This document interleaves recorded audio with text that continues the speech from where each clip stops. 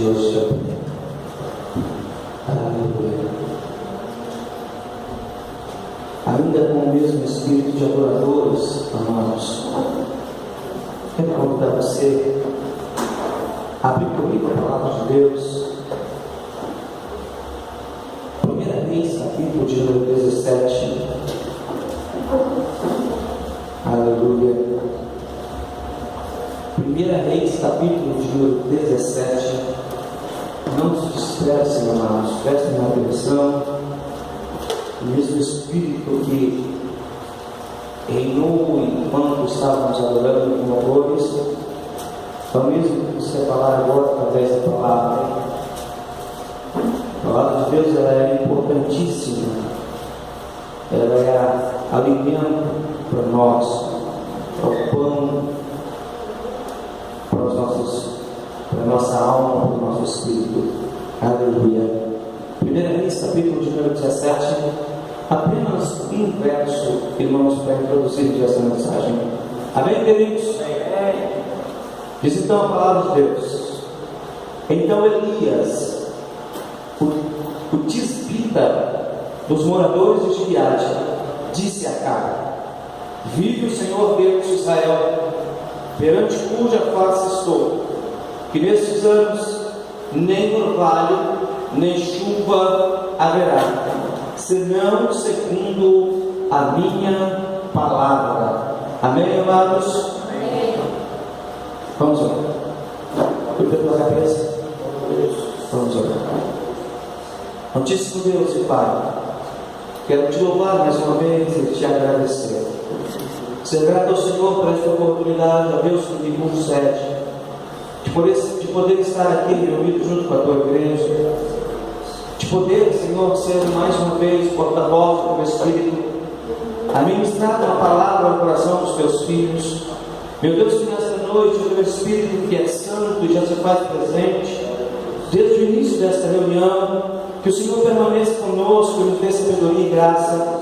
Espírito Santo, que o Senhor nos tome nesse instante e tudo o que tentar impedir que nós possamos ouvir, tudo o que tente impedir que nós possamos ouvir a tua palavra, entender a tua palavra, praticar a tua palavra, toda e qualquer ação do mal, Deus, nós repreendemos agora em nome de Jesus. Todo espírito de inquietação, Pai, que às vezes nos toma e nos faz mover tanto para podermos não estarmos atentos à tua voz, todo esse tipo de incômodo, Deus, que o teu Espírito afaste do meio da tua igreja, e que nós possamos ouvir a tua palavra, que é viva e eficaz, que é o Cristo no nosso meio, que é o Senhor falando a nós. Por isso, Deus, toma-nos na noite de hoje e nos use com ousadia, com autoridade, com muita graça nesse lugar, Senhor. Para que vidas neste ambiente sejam tocadas, para que os amados, Senhor, sejam mais uma vez fortalecidos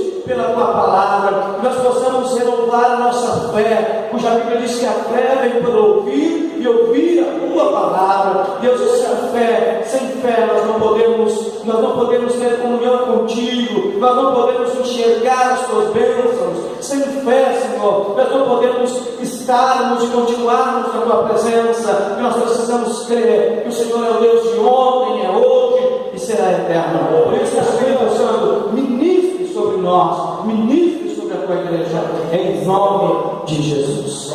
Amém, queridos? Amém. Aleluia.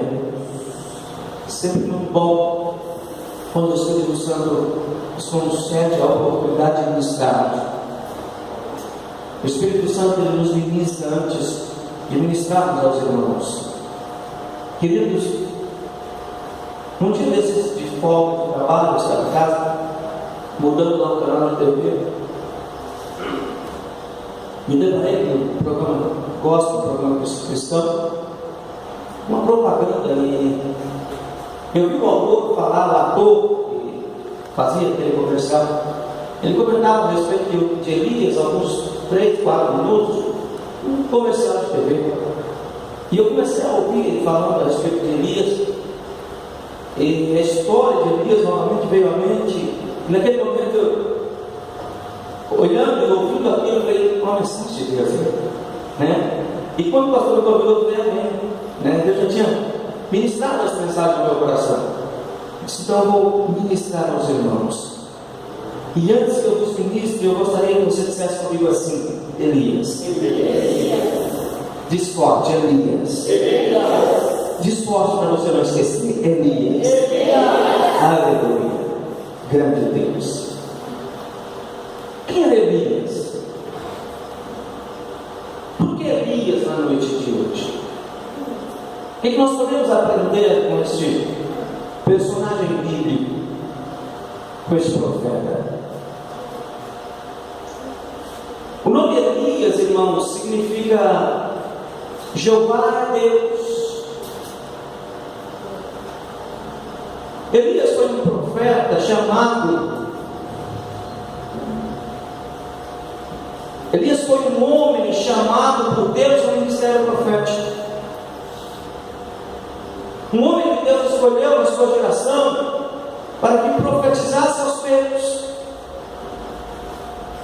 E quando nós começamos a relembrarmos a história de Elias, nós entendemos que esse chamado se deu na vida de Elias em um dos momentos mais difíceis da história de Israel.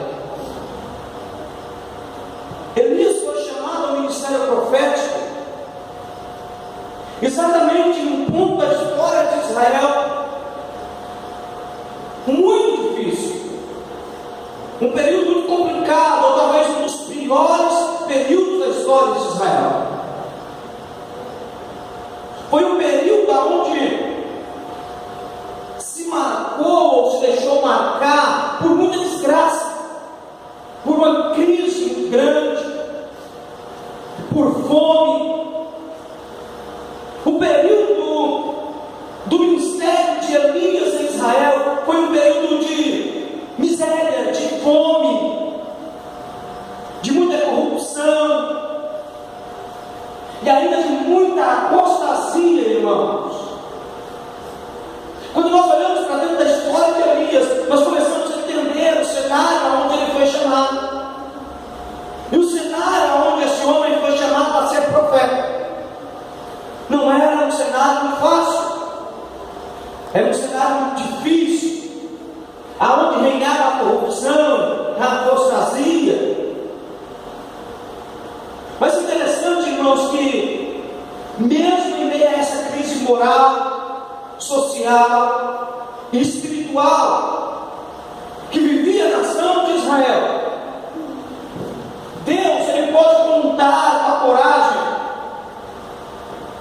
mesmo no meio daquela crise tão grande que vivia o povo de Deus, que vivia a nação escolhida pelo Senhor, mesmo naquele tempo de tamanha apostasia, o Senhor, ele pode contar, Deus, ele pode encontrar um coração corajoso, um homem disposto, determinado.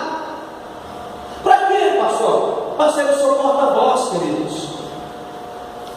No meio daqueles dias tão difíceis, Deus encontrou um homem, Deus encontrou um ser humano que se dispôs no meio daquela geração ser o seu porta-voz, ser aquele pelo qual Deus falaria àquela nação, ser aquele pelo qual Deus usaria no meio daquele povo.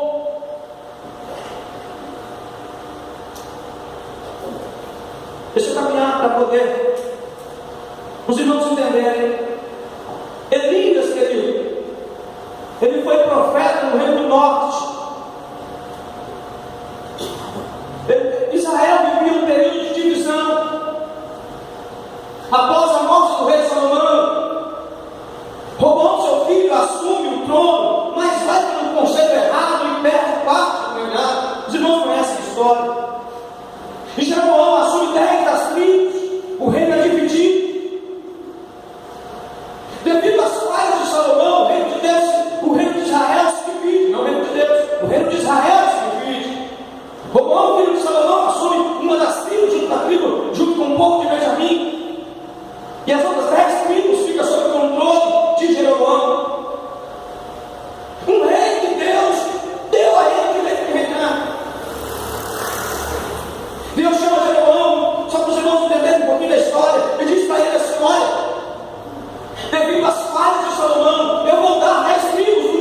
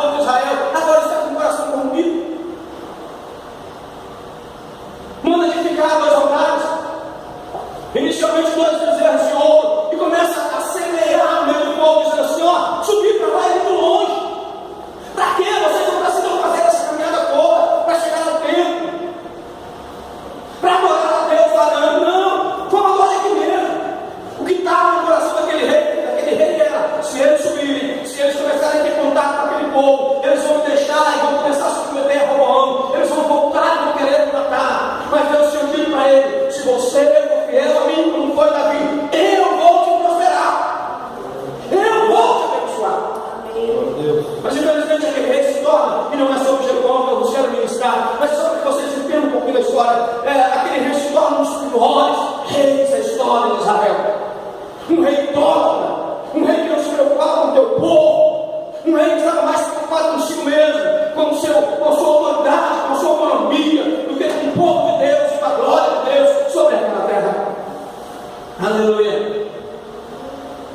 Por que falo de Jeroboão? Porque de Jeroboão foi surgindo outros reis tão corruptos quanto eles, reis que assumiram a idolatria traga por ele e fez pior ainda. E foi no meio desses dias que o Senhor levanta este homem chamado Elias. Foi nesse reino, foi no reino norte, foi no meio dessa corrupção, foi no meio desse povo tão complicado que Deus levanta um porta-voz com o nome de Elias. Que Deus levanta esse profeta.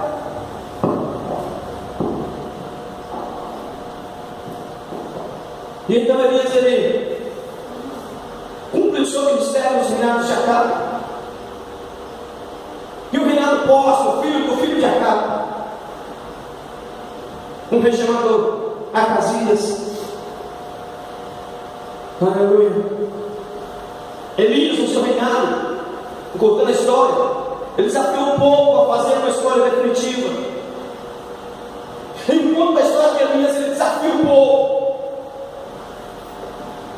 a se decidirem, a tomarem uma posição, ou seguirem um Deus vivo, Deus poderoso, Deus da nação de Israel, ou se prostrarem diante da idolatria de Baal.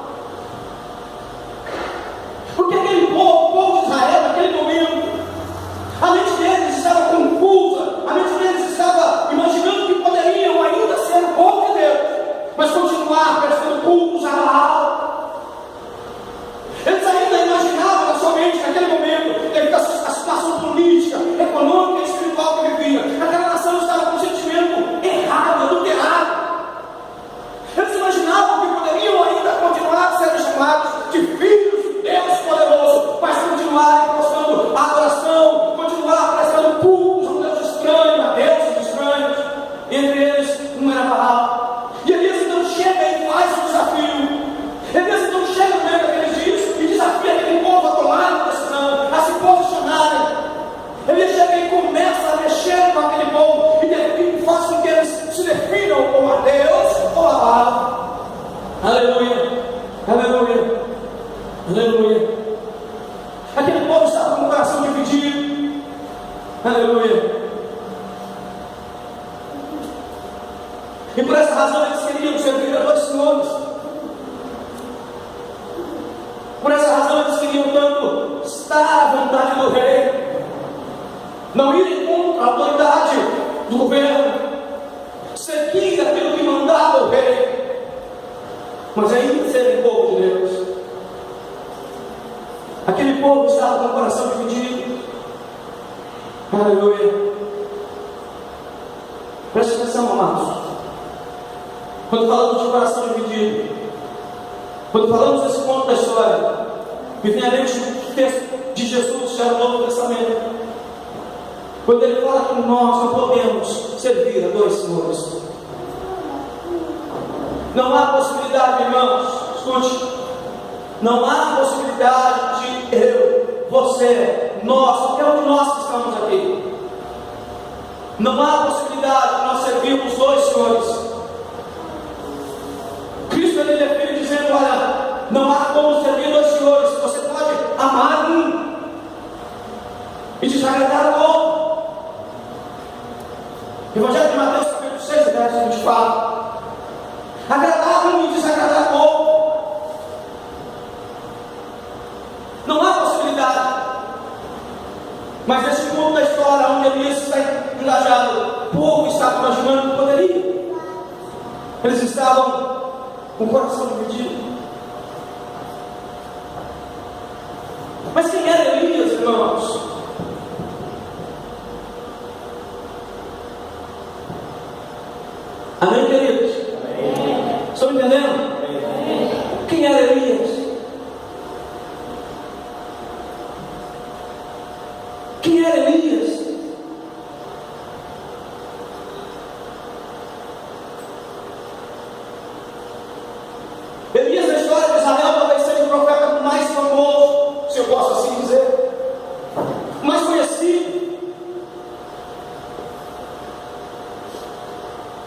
Elias foi um ícone na história de Israel. O povo de Israel tem como um grande homem, ao ponto de uma determinada conversa de Jesus, ele pergunta aos seus discípulos: quem fala que eu sou? E algum deles respondeu: disse que sou Elias. Elias foi um marco na história de Israel. Quem foi Elias? Elias foi um cara.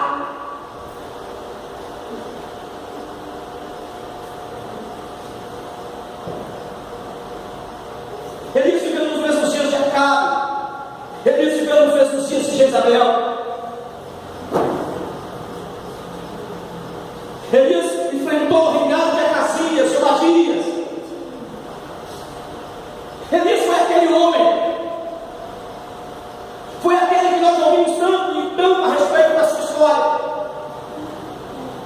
Foi aquele que disse ao rei. Foi aquele que previu o início de uma seca muito grande. Uma seca de 3 anos sobre uma nação.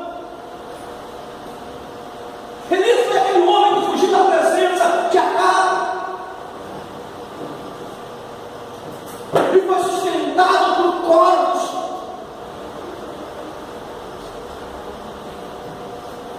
Elias foi aquele homem que chega diante de uma mulher pobre e viúva e diz para ela: você vai me alimentar?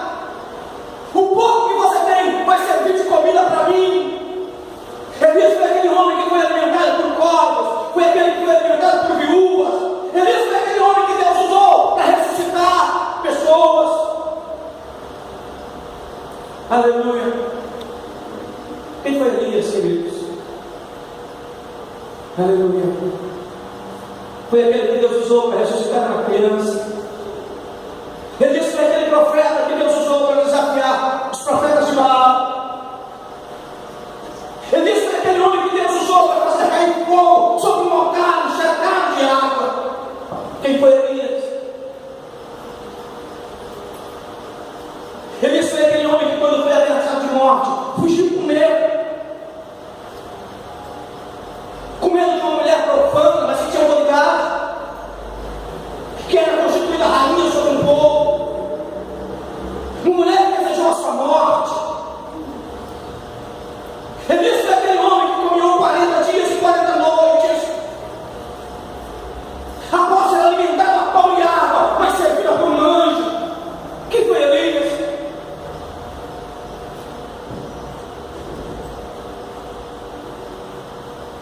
Aleluia. Elias foi aquele que, após caminhar 40 dias e 40 noites, chega em um lugar chamado Horebe, esconde-se em uma caverna. E dentro daquela caverna, ele tem um encontro com Deus. Elias foi aquele que foi até Eliseu e ungiu como sucessor. Elias foi aquele que foi levado ao céu,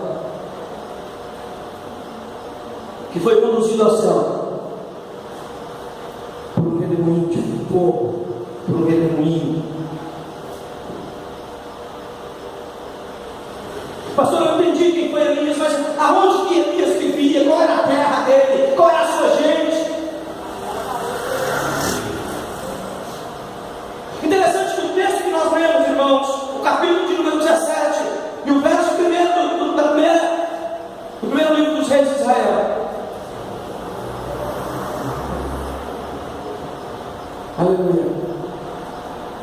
Traz uma declaração sobre a sua terra, sobre o seu povo. A Bíblia diz que então Elias, o tisbita dos moradores de Gileade. A Bíblia começa contando a história de Elias exatamente dessa forma, falando da sua terra, falando da sua gente.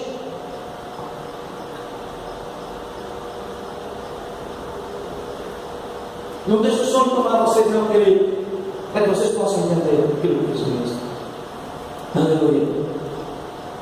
Aleluia. Quando nós lemos esse versículo, esse trecho da palavra,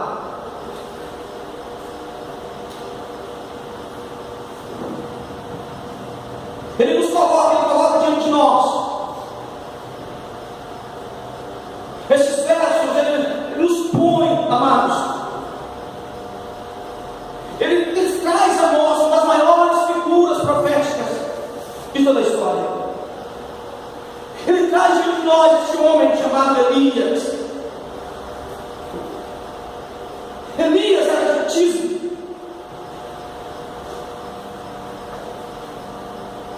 O que era Tisbe? Um lugarejo, uma cidadezinha pequenininha, situada lá na região de Gileade, a oeste do Rio Jordão. Por que eu estou ministrando isso aqui, queridos? Porque quando nós falamos para avaliar a história, esse lugar não aparece em nenhum outro contexto bíblico.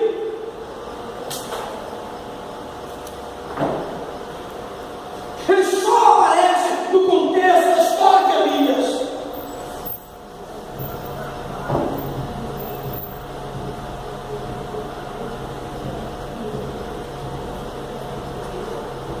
Amados, quando nós estudamos a história de Elias, nós entendemos que esse homem ele se tornou muito maior do que o lugar onde ele morava, onde ele vivia. Na verdade, não foi o lugar onde ele morava que deu nome a Elias, mas foi exatamente Elias que trouxe essa cidade ao mapa. Escute, amados, muitas e muitas vezes nós pensamos, imaginamos assim: a cidade onde eu estou, eu nunca vou conseguir crescer. No ministério onde eu congrego, eu nunca vou conseguir alcançar nada. É aí que nós oramos. E é isso que eu quero que vocês entendam dentro dessa história. O que ela disse? Um lugarejo pequeno, um ponto onde não aparece nenhuma outra referência, a não ser quando é referenciado Elias. Não é o lugar onde você está, não é a cidade onde você mora, somos nós.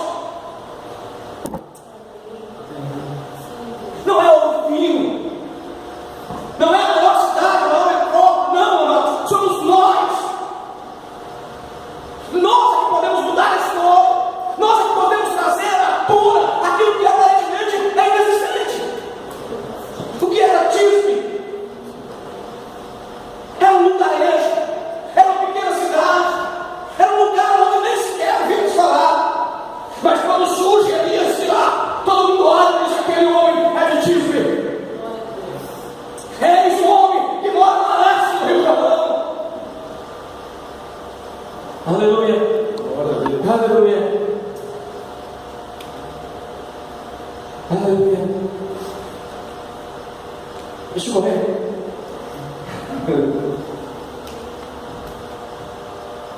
Como que era o contexto político, religioso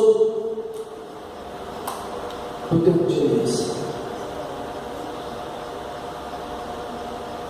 Era um período, irmãos, de uma sucessão de reis ímpios. Saiu um ruim, estava o pior. Saiu um pior, estava pior ainda.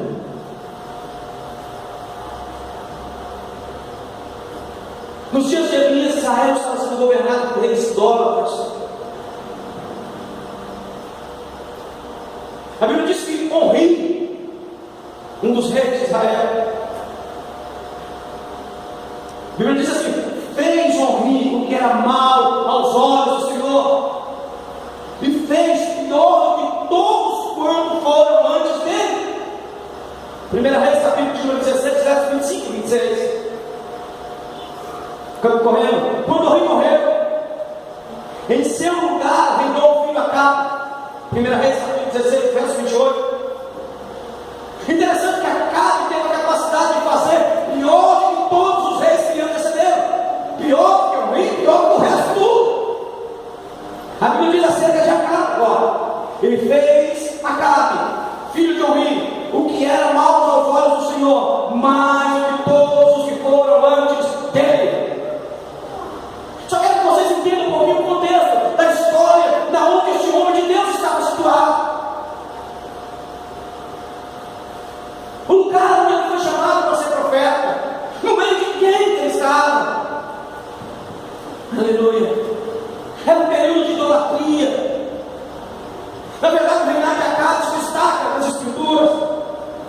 por ser um reino idólatra, por ser um reino idólatra. Aleluia, aleluia. Acabe andava nos caminhos de Jeroboão, como eu já vos disse. É como se fosse o discípulo dele. Interessante que Elias apareceu repentinamente perante o rei e disse para ele: ó, vai parar de chover. Olhou para ele e disse assim: ó, seu reinado não vai ser próximo não, cara. Olhando para ele. Talvez ele não vai chover. E se não chove, não tem que planta que dá. Se não chove, não pode. Se não chove, falta água, cuidado com os animais. Seu reinado não vai ser fácil. Diante deste rei aparece Elias. Ele diz: ó, vai faltar chuva. Eu digo mais, não vai ter nem orvalho. A chuva é um dos principais reinos até hoje, um dos principais elementos de sustentação da natureza. Presta atenção. A gente fica 2, 3 meses sem chuva aí, quando ficamos 3 meses, todo mundo fica preocupado. O mundo hoje tem uma crise por falta de água. Todo dia, alguns pontos do nosso país estão as pessoas lá preocupadas: vai chover. Quantos milímetros? Que dia? Que hora? Porque a água, irmãos, é uma das principais, é um dos principais elementos da sustentação da natureza, da sustentação natural. Nós não sobrevivemos sem água. O planeta não resiste sem água. E Elias chega diante daquele do rei e diz assim: ó, no seu reino vai faltar chuva. No seu reino vai faltar água. Aleluia. A falta da água provocou seca. A seca traz a fome. A fome traz a miséria. A Bíblia diz que a fome, 1 Reis capítulo 18, verso 2, diz que a fome era extrema em Samaria, que o povo estava faminto. E isso faz então com que Acabe se levante com maior ira contra Elias, porque ele imaginava que a culpa era do profeta. Às vezes há situações que nós estamos tão tapados, que a nossa visão está tão tapada, irmãos, que nós não conseguimos enxergar de nenhuma, que nós não sabemos a razão pela qual nós estamos sofrendo. E aí então a gente começa a olhar para aquele que veio a nos alertar: a culpa é tua, a culpa é daquele, a culpa é do fulano, a culpa é do Beltrano. Então o que acontece? Aquele rei, vendo que realmente começou a faltar chuva, ele disse: a culpa é de Elias, foi ele. E quem apareceu na minha presença aqui foi ele, dizendo que ia faltar água. Olha como a fome que passou, olha a miséria que está em Samaria. Aleluia. O período de Elias era um período de inversão de valores tremendo. Quando começou a faltar chuva, quando começou a vir fome, a crise, a miséria, Acabe não se preocupou com o povo. Sabe qual era a maior preocupação dele? Seus cavalos, suas mulas, seus animais. Não eram seus súditos, não era com o seu povo, não era o rei. Diz a Bíblia que chega em ponto da história que Acabe um rei. Chama o Badias com os seus servos e sai à procura de água para preservar a vida dos animais. 1 Reis capítulo 18, 5 e 6. Talvez movido pelo desespero, pela situação, aquele rei agora monta em um cavalo e sai. Ele é o rei. Ele poderia ordenar alguns animais: vai procurar água, faz água para os animais, ou menos animais. Mas não, o desespero tomou aquele homem, que ele mesmo: eu vou procurar. Às vezes não é assim, irmãos. Tem hora que o desespero nos toma de uma maneira tão grande que a gente não confia mais em ele. Só serve se eu perco os meus próprios olhos. Se eu for, se eu entender realmente que não tem água, Talvez esse desespero tenha tomado posse do recado, ao ponto de ele pegar um dos seus servos e saírem à procura de água. O período de Elias era um período de idolatria, de perseguição aos profetas. Jezabel, esposa do rei Acabe, essa mulher, ela ocupa um lugar de esposa ímpia, uma mulher que não se preocupava com Deus. Quando nós queremos falar de coisa ruim, que diz respeito à mulher, nós lembramos de quem? De Jezabel. Mulher mandona que toma conta da casa, autoridade, opa, sai espírito de Jezabel. E tantas outras coisas por aí.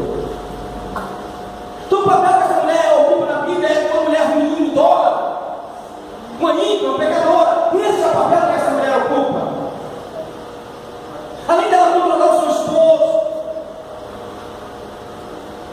ela leva a nação de Israel a adorar outros deuses, a se prostrar de outros deuses.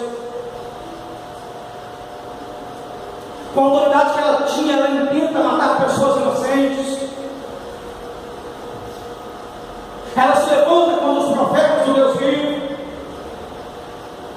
ao ponto de Obadias, esse mesmo que referenciou aqui agora, esse mesmo que sai com a cara à procura de água, esse pega alguns dos profetas e esconde, porque Jezabel queria matar, ele coloca a sua vida em risco.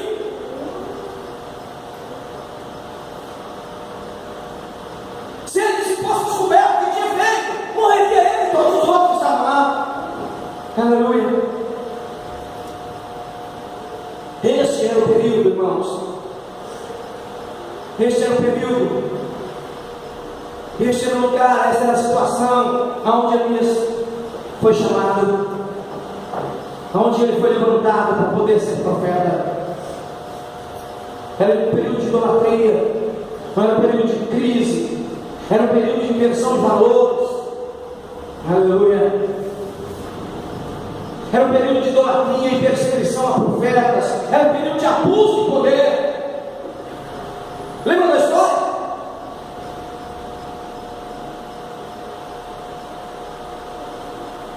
Lembra da vida de Nabote? É dentro dessa história. Viver de avinha no vento. Diz a Bíblia que Jezabel faz um escrito do rei, pega o anel do rei, manda matar. Era um período de abuso de poder. Matavam inocentes, ou tentavam matar os inocentes para conquistar o que queriam a qualquer preço. Era esse o período. Era um período de total demonstração de autoridade, tanto de Acabe quanto da sua esposa Jezabel. Aleluia. Aleluia. Matar pessoas inocentes no meio de uma crise social, no meio de uma crise espiritual, de uma crise moral. Deus levanta Elias para combater o pecado, proclamar o juízo, chamar o povo ao arrependimento. Aleluia. Talvez você esteja se questionando, pastor, o senhor já está aí quase 40 minutos falando sobre Elias. Eu estou quase dormindo aqui. Muda isso tudo. Irmão, eu trouxe tudo isso aqui para fazer vocês irem comigo a Epístola de Tiago, capítulo de número 5, versículo de número 17.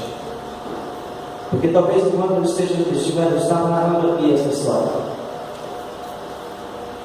talvez na sua mente estava criando algo dizendo assim: Elias foi sobrenatural.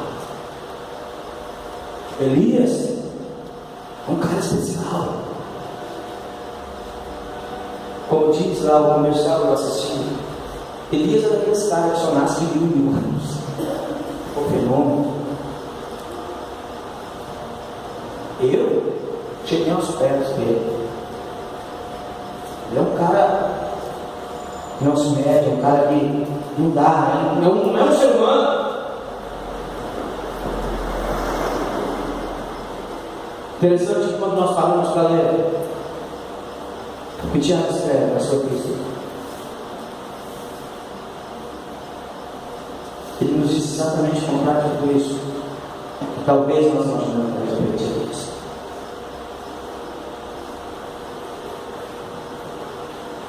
Ele diz que este Elias do qual eu vos falei, este homem que ora ao Senhor e ele faz, o Deus de Israel, faz cair fogo e consumir o holocausto. Ele diz que este homem que tem ousadia e coragem para chegar diante de um rei e dizer para ele: seu reinado não será próximo, porque não vai mais chover. E digo isso segundo a minha palavra. Este mesmo homem, que sabendo que havia uma perseguição contra profetas, contra homens de Deus, se levanta e vai diante de todo o povo e desafia aqueles que diziam ser poderosos a prepararem o holocausto e a clamarem a Deus. Este homem cujo Deus usa para ressuscitar crianças, para dividir águas com ele, este mesmo homem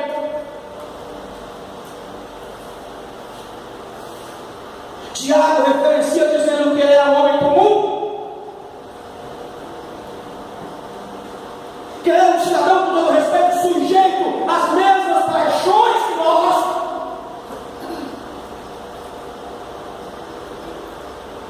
E orando esse homem, pediu que não chovesse, e por 3 anos e 6 meses não choveu sobre a terra. E diz a Bíblia que outra vez ele ora e não chuva desce. Queridos e amados irmãos,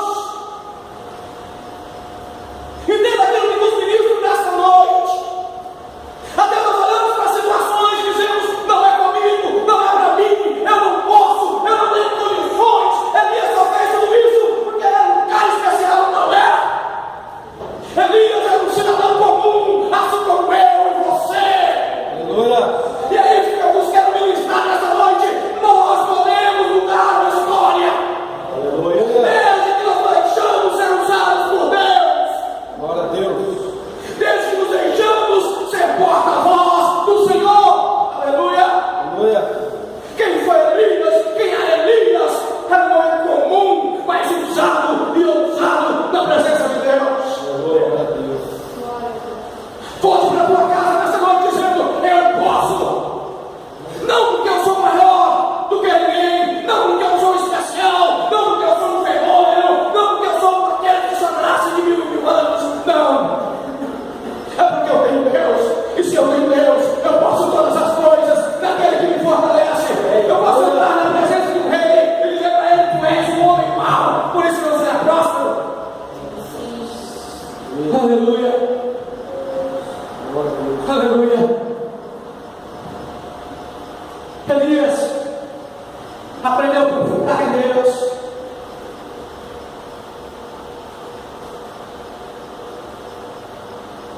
Aprendeu a acreditar em Deus. Profetizar nos dias de Elias não era coisa fácil. Não era para qualquer um, e eu já narrei isso para vocês. Profetizar nos dias de Elias era quando o cara vira em risco, irmãos. Nós precisamos aprender a confiar em Deus. E eu não vos ministro isso aqui dizendo que é tarefa fácil, porque não é. Mas é momento que nós precisamos entender que o nosso Deus pode verdadeiramente todas as coisas. Que Ele nos sustenta. Aleluia. Elias não foi chamado para profetizar a qualquer um. Não, Elias foi chamado para profetizar contra aqueles que eram poderosos, contra aqueles que tinham poder, que poderiam mandar e desmandar. Foi contra esses homens que Elias foi chamado. Foi contra Acabe, foi contra a sua esposa cruel, Jezabel. Foi contra esse povo. Queridos, mas Elias não vacilou. Elias não se deixou levar pelas situações. Elias não parou para murmurar, para questionar. Ele chegou e profetizou a falta de chuva e ponto final. Ele chegou e foi contra o pecado que Acabe fazia falar sobre a nação de Israel. É tempo que nós, como igreja, precisamos nos posicionar e dizer: Deus me chamou, é indiferente de quem queira fazer com que o pecado assole esse lugar. Deus me chamou. Glória a Deus. Aleluia. Aleluia. Deus me chamou. Elias entendeu isso. Elias se posicionou para isso. Aleluia. Hoje Deus não tem apenas um Elias, Deus tem uma igreja. Deus tem um povo. Deus tem alguém que ouve todos os dias. E o que o Senhor nos convida nessa noite? Olhe para esse cara de Elias. Não era um cara especial. Não era um cara sobrenatural. Era um homem comum, sujeito às mesmas paixões, sujeito às falhas que nós cometemos. Aleluia. Aleluia. Elias se posicionou contra o pecado que assolava aquela nação. Aleluia. Elias não vacilou, ele não resistiu. Ele se posicionou, ele profetizou. E ainda mais, conta a história que ele chegou: você vai morrer, cara. Acabe, você vai morrer, você e sua mulher. Imagina, irmão,